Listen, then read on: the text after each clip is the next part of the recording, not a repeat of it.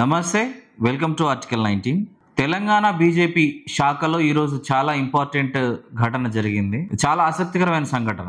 ఎందుకంటే బీజేపీ యొక్క అధ్యక్ష స్థానం సుమారు 2 సంవత్సరాల నుంచి ఖాళీగా ఉందంటే నామమాత్రంగా కిషన్ రెడ్డి గారిని నియమించినా గానీ ఆ పోస్ట్ మాత్రం ఖాళీగానే ఉంది. దానికి బీజేపీలో చాలా మంది ఆశావాహులు ఉన్నారు. అనేక ఈక్వేషన్స్ వాళ్ళు ప్రతిపాదిస్తూ వచ్చారు. బీసీ నినాదం బీజేపీ పార్టీ విధానం అని, బీజేపీలకి పార్టీ అధ్యక్ష పదవి సీఎం సీట్ ఇవ్వాలని చెప్పని ఈటెల రాజేందర్కు సంబంధించిన వాళ్ళు ఇతర బీసీ నేతలు మాట్లాడుతూ వచ్చారు.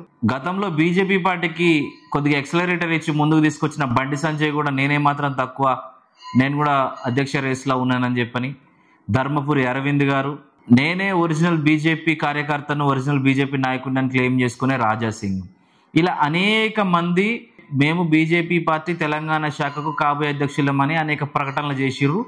దానికి సంబంధించిన పెయిడ్ న్యూస్, జనరల్ న్యూస్ రెండు సోషల్ మీడియాలో కూడా చాలా గట్టిగా తిరిగినాయి.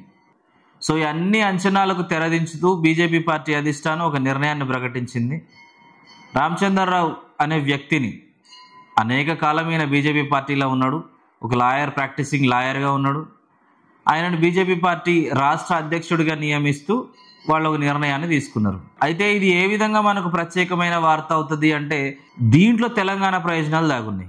బీజేపీ పార్టీ అధ్యక్ష పదవిని నింపడం వెనకాల తెలంగాణ ప్రయోజనాలు ఏమిటి అనే ఒక ఆలోచన మీకు రావచ్చు. ఒక 2 నిమిషాలు టైం ఇస్తే అర్థమయ్యేలా నేను చెప్తా. కొద్ది కాలం వెనకలకు వెళ్తే మనం రేవంత్ రెడ్డి గారు టీడీపీలో ఒక కీలకమైన నేతగా మీడియాలో ప్రొజెక్ట్ చేయబడ్డారు. ఆయన పార్టీ వీడుతున్న సందర్భంలో పట్టపగలు ప్రజాస్వామ్యాన్ని నోట్ల కట్టలతో కూని చేయాలని చెప్పి ఒక ప్రయత్నం రేవంత్ రెడ్డి గారు చేసిన తర్వాత, ఆయనతో పాటు ఆయన గురువు గారు చంద్రబాబు నాయుడు గారు కూడా అడ్డంగా దొరికిన తర్వాత పార్టీ మారుతూ చంద్రబాబు నాయుడు గారిని కలిసి రేవంత్ రెడ్డి గారు కాంగ్రెస్ పార్టీలకు వచ్చారు. ఆ రోజు అనేక మీడియాలో ప్రధానంగా వచ్చిన వార్త, ఈరోజు ఏ మీడియా హౌసెస్ అయితే రేవంత్ రెడ్డి గారి యొక్క గొప్ప ప్రతిభను, రేవంత్ రెడ్డి గారు భూలోకంలో పుట్టాల్సినోడు కాదు, స్వర్గంలోంచి కింద సడన్గా దిగిపడ్డాడు, ఊడిపడ్డాడు అని చెప్తున్న మీడియా హౌసెస్ ఆ రోజు ఒక వార్తను రాసినాయి. ఆ వార్త ఏమిటంటే, చంద్రబాబు నాయుడు గారి ప్రోద్బలంతోనే కాంగ్రెస్ పార్టీలోకి రేవంత్ రెడ్డి వెళ్ళాడు, ఆయనకు చంద్రబాబు సహకారంతోనే, రేవంత్ రెడ్డికి చంద్రబాబు నాయుడు సహకారంతోనే పిసిసి పదవి కూడా వచ్చింది అనే వార్తను అనేక ఛానళ్ళు అనేక ఏళ్ల పాటు తిప్పి రాసినాయి. ఎందుకు ఈ పదవి వచ్చిందంటే దానికి ఒక థియరీని చెప్పుకొచ్చినాయి.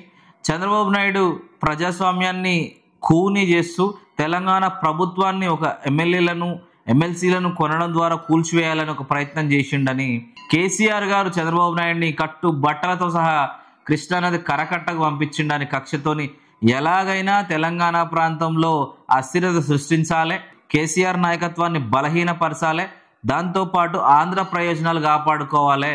వీటన్నిటికీ తెలంగాణ కాంగ్రెస్లో ఒక నికాసైన లీడర్ లేడు, ఒక మాస్ లీడర్ లేడు. రేవంత్ రెడ్డిని ఆ ప్లేస్లో పెట్టడం ద్వారా దాన్ని ఫుల్ఫిల్ చేసి 10 ఏళ్ల పాటు తెలంగాణ ప్రజల మనసుల్లో దాన్ని రుద్ది ఆయనకున్న మీడియా ద్వారా ఆ విధంగా కేసీఆర్ గారిని ఓటమికి ప్రయత్నించిండు ఆ విధంగా అని చెప్పి మీడియా కోడై కూసింది. సో ఇప్పుడు ప్రజెంట్ ఆంధ్రలో చంద్రబాబు నాయుడు అధికారంలో ఉన్నాడు, తెలంగాణలో ఆయన శిష్యుడు రేవంత్ రెడ్డి అధికారంలో ఉన్నాడు. ఇప్పుడు తాజాగా బీజేపీ పార్టీకి సంబంధించిన అధ్యక్ష పదవిని నింపిర్రు. అంటే తెలంగాణ రాష్ట్రంలో బీజేపీ పార్టీ అధికారంలోకి రావాలనుకుంటుంది. మేము సిద్ధంగా ఉన్నాం, ప్రజలు కూడా సిద్ధంగా ఉన్నారు, నెక్స్ట్ మాది అధికారం అని చెప్తుంది. అటువంటి సందర్భంలో ఆ పార్టీకి ఎంతో ఇంపార్టెంట్ పోస్ట్ అయిన అధ్యక్ష పదవిని నింపేటప్పుడు ఎటువంటి జాగ్రత్తలు తీసుకోవాలి? ఇవాళ సోషల్ మీడియాలో చూసుకుంటున్నట్లయితే రామచంద్రరావు గారి నియామకాన్ని వ్యతిరేకిస్తూ బీజేపీ పార్టీకి సంబంధించిన వాళ్ళే ఘోరంగా చెప్పుకోవడానికి సిగ్గుపడే భాషలా విమర్శిస్తున్నారు. అంటే ఇంత అన్పాపులర్ లీడర్ను అధిష్టానం బీజేపీ రాష్ట్ర అధ్యక్షుడిగా చేయగలుగుతుందా? అంటే దీని వెనకాల ఏదైనా వ్యూహం దాగి ఉండొచ్చు కదా. నేనేం చెప్పదలుచుకున్నానంటే, ఎవరి ప్రయోజనాల కోసం బీజేపీ పార్టీ తెలంగాణలో అధ్యక్ష మార్పులు చేస్తుంది. గతంలో నరేంద్ర మోడీ తనను తాను తగ్గించుకోవడం ద్వారా, అంటే బండి సంజయ్ని అధ్యక్ష పదవి నుంచి దించి కిషన్ రెడ్డిని అధ్యక్ష పదవి ఎక్కించడం ద్వారా కేసీఆర్ను ఓడిస్తాను అని అనుకున్నాడు, ఓడించిండు. అలాగే ఈరోజు చంద్రబాబు నాయుడు ప్రయోజనాలు కాపాడడం కోసం మాత్రమే తెలంగాణ రాష్ట్ర బీజేపీ అధ్యక్ష పదవిని వాళ్ళు ఉపయోగించుకుంటారు. ఇది ఎట్లా అంటే, చంద్రబాబు నాయుడు ఒక డ్రీమ్ ప్రాజెక్ట్ని పెట్టుకున్నాడు, అది బనకచర్ల ప్రాజెక్టు. నదుల అనుసంధానం పేరుతోనే గోదావరిని కృష్ణానదిని కలిపి రాయలసీమను సస్యశ్యామలం చేయాలన్నది ఆయన ప్లాన్ అట. దీంట్లో తెలంగాణకి ఏం సంబంధం అని అనుకుంటారు. గోదావరి జలాల్లో తెలంగాణ హక్కులను స్థిరీకరించిన తర్వాత మిగులు జలాలను ఏపీ ఏం చేసుకుంటే ఎవరికి ఏం ప్రయోజనం? కానీ ఈ పని బీజేపీ పార్టీ చేస్తలేదు. కేంద్రంలో అధికారంలో ఉన్న బీజేపీ పార్టీ ఆ పని చేయకుండా కేవలం ఆంధ్ర ప్రయోజనాలకు మాత్రమే సహకరిస్తూ ఈ విధంగా పనులు చేస్తుంది. సో చంద్రబాబు నాయుడు ఇప్పుడు తీసుకున్న కీలకమైన నిర్ణయం బనకచర్ల అనే ప్రాజెక్టు నడపడం. ఈటెల రాజేందర్ అనే వ్యక్తికి బీజేపీ రాష్ట్ర అధ్యక్ష పదవి వస్తుందని చెప్పి బీజేపీ పార్టీకి సంబంధించిన లోయర్ క్యాడర్ కూడా అనేక ఆశలతో ఉన్నారు. సో ఈటెల రాజేందర్ లాంటి వ్యక్తి అయితే ఖచ్చితంగా ఆయన తెలంగాణ ఉద్యమకారుడు, తెలంగాణకు కమిట్ అయి ఉంటాడు ఏ రాజకీయ పార్టీలో ఉన్నప్పటికీ కూడా. సో బనకచర్ల ప్రాజెక్టు పైన బీజేపీ వ్యతిరేకంగా వాయిస్ వినిపించాల్సి వస్తుంది. సో ఇక్కడ చంద్రబాబు నాయుడు ఆంధ్రప్రదేశ్ రాష్ట్ర సాగునీటి తాగునీటి ప్రయోజనాలు కాపాడడము, చంద్రబాబు నాయుడు రాజకీయ ప్రయోజనాలు కాపాడుకోవడం కోసం ఒక బలహీనమైన రామచంద్రరావు లాంటి వ్యక్తిని బీజేపీ రాష్ట్ర అధ్యక్షుడిగా చేసి తెలంగాణలో బీజేపీ పార్టీకి వాయిస్ లేకుండా చేసేసాడు Chandrababu Naidu. So this is the conspiracy behind Ramachandra Rao president as BJP Telangana state. మనకు వచ్చిన ఇంగ్లీష్ కొద్దిగా అటు ఇటు ఉన్నా కానీ మీనింగ్ అయితే అదే. చంద్రబాబు నాయుడు బీజేపీ రాష్ట్ర అధ్యక్షుడు మార్పులో కీలక నిర్ణయం పోషించిండు.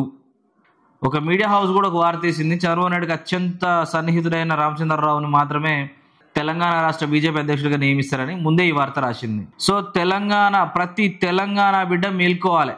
మతం పేరుతోనో కులం పేరుతోనో అతివాద దేశభక్తితోనో బీజేపీ వైపు మొగ్గు చూపుతున్న తెలంగాణ ప్రజలు, ముఖ్యంగా తెలంగాణ యువత, బీజేపీ తెలంగాణ శాఖ స్వతంత్ర శాఖ కాదు, అది తన సొంత నిర్ణయాలను తీసుకోలేదు. తెలంగాణ ప్రయోజనాలతో తెలంగాణ బీజేపీ పార్టీకి ఎటువంటి బాధ లేదు. తెలంగాణ ఎంత నష్టపోయినా దానికి ఎటువంటి ఫరక్ పడది. బండి సంజయ్ గారికి కేంద్ర మంత్రి వస్తే సరిపోతుంది, కిషన్ రెడ్డి గారికి కేంద్ర మంత్రి పదవి వస్తే సరిపోతుంది, మిగతా బీజేపీ ఎమ్మెల్యేలు ఎంపీలు వాళ్ళ పదవులు నిలబడితే సరిపోతుంది.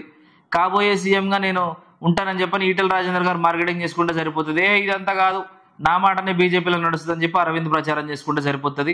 4 శివాజీ యాత్రలు ఇటువంటివి మాత్రమే బీజేపీలో ఉంటాయి. ప్రాంత అభివృద్ధి, ప్రజల అభివృద్ధి, ఆత్మగౌరవానికి రక్షించడం ఇవన్నీ కూడా బీజేపీకి సాధ్యపడవు. సో మీరందరూ మేల్కోవాలి. తెలంగాణ యువత మేల్కో. బీజేపీ ఉచ్చులో పడుతున్న తెలంగాణ యువత మేలుకొని తెలంగాణ ప్రయోజనాలను పరిరక్షించే బాధ్యతను తీసుకొని పోరాడాలి. Thank you.